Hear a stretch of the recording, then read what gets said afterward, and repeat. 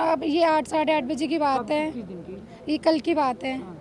तो जब हमने देखा मम्मी आई तो मैं लेटी हुई थी, मैंने इधर एक साइड में हुई तो मैंने देखा कि मम्मी वहाँ पे पड़ी हुई है, उनके नाक से ब्लीडिंग हो रही है। तो फिर मैं एकदम से उठी, मैंने देखा तो मम्मी फिर इशारे करी थी गुरुद्वारे की तरफ कि वहाँ पे पापा लेटे हुए हैं। अच्छा, जिस तरीके से लगभग 36 घंटे होने जा रहे हैं, दिल्ली पुलिस किसी गिरफ्तार नहीं कर पाई है, हाँ, क्या आपको लगता है आपके पिता इस दुनिया में नहीं है तो इंसाफ मिल पाएगा? मुमकिन हो भी सकता है। हमें इंसाफ चाहिए, दिल्ली पुलिस से ही मांगे, मैं हमको बहुत कुछ करेंगे। कर लेंगे हम। क्या नाम है आपका? मेरा नाम लखविंदर है। आपकी शादी होने वाली थी, शादी कब थी आपकी? नहीं, शादी नहीं होने वाली थी बट प्लानिंग थी, करेंगे क्योंकि नेक्स्ट मैं ही हूँ अभी बड़ी घर में, तो ऑब्वियसली मेरे लिए सोचेंगे। मेरे पापा ने अपनी पूरी लाइफ यहाँ पे सर्व की है, तो हमें इंसाफ चाहिए उनकी।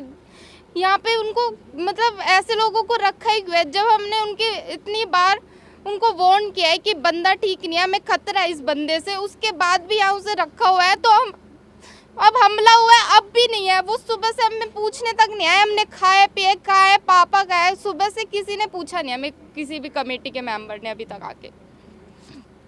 इसमें जो पूरा मामला हुआ इसमें मिली भगत किसकी है? मैनेजर की। ये सारे जो ये लड़का और उसका बाप, ये मैंने देखा है 2-3 दिन तक, ये दर्शन सिंह और उसका बेटा, वो लक्की सिंह के साथ नीचे मैंने 2-3 बार रात के टाइम देखा है नीचे मीटिंग होते हुए, और 1-1 घंटे मैंने खुद देखा है। हम बाहर खाना खाने के बाद घूमते हैं तो मैंने देखा है, बहुत बार देखा है। कहाँ और रहती हैं आप? यही रहती हूँ मैं इसी गुरुद्वारे में। हाँ, मेरा घर गुरुद्वारे के नीचे ही है। कितने सालों से आप लोग यहाँ पर रहते हैं? हम 16-17 साल से हम यहीं पे हैं, और ये 2-2.5 साल पहले आए बंदे गुंडे हैं। ये इनका रिकॉर्ड हिस्ट्री सब इतनी बुरी है, क्रिमिनल। आपके पिताजी जो है यहीं पर रहते थे या कुछ और भी काम करते थे? नहीं, मेरे पापा यहीं पे हेड ग्रंथी का काम करते थे गुरुद्वारे में, कीर्तन। क्या लगता है अब आपके पिताजी नहीं है, पुलिस प्रशासन से क्या मांग करती हैं आप, क्या गुहार लगाती हैं? जस्टिस चाहिए, उस क्रिमिनल को पकड़ के लाए और उसे सजा दे, और साथ में जिसने भी उसका साथ दिया इसमें, उस सबको सजा मिलनी चाहिए। 24 घंटे ज़्यादा हो गया, पुलिस अभी तक गिरफ्तार नहीं कर पाई है, क्या नहीं कर पाई है, पता नहीं क्या कर रही है पुलिस। उनको करना चाहिए जल्द से जल्द, क्योंकि हमें देखना है उसे अपना सजा मिलते हुए। ये रजिस्टर्ड सिंह सभा है, सोसाइटी के अंडर रजिस्टर्ड है, और इसमें आज पर बाई लाज इसमें सिर्फ आरके के मेंबर बन सकते हैं। 2012 में हमारे जो पुराने सेक्रेटरी थे और 1-2 कैशियर वगैरह थे, उनकी मिली भगत से ये बलवीर सिंह कोहली और MP चड्डा वगैरह ने इस गुरुद्वारे में बैक एंट्री मारी सेवा के बहाने से। लेकिन जब 2014 में हमें पता चला सब लोगों को, तो हमने फिर लोकल कमेटी बना के कोर्ट में केस किया। कोर्ट से हमें काफ़ी रिलीफ मिल चुकी है, इंटरिम ऑर्डर हमारे फेवर में आए हैं। उसके लिए जो अपील में गए थे वो भी डिसमिस हो गई है इनकी अपील। और ये जो ज़मीन है हमें LDO से अलाट हुई थी, और LDO की टर्म कंडीशन के मुताबिक ये जो ज़मीन है ये किसी को नहीं दी, ये सिर्फ गुरुद्वारे के लिए अलाट हुई है, इसको कंपनी को देने के लिए अलाट नहीं हुई। तो ये बलवीर सिंह कोहली और जो भी ये यहाँ के लोग हैं, बड़े बड़े लोग हैं, वो इसको कब्जा करना चाहते थे उसमें। लेकिन हमने कोर्ट में जाके, कोर्ट की शर्त में जाके हमें 90% रिलीफ मिल गई है।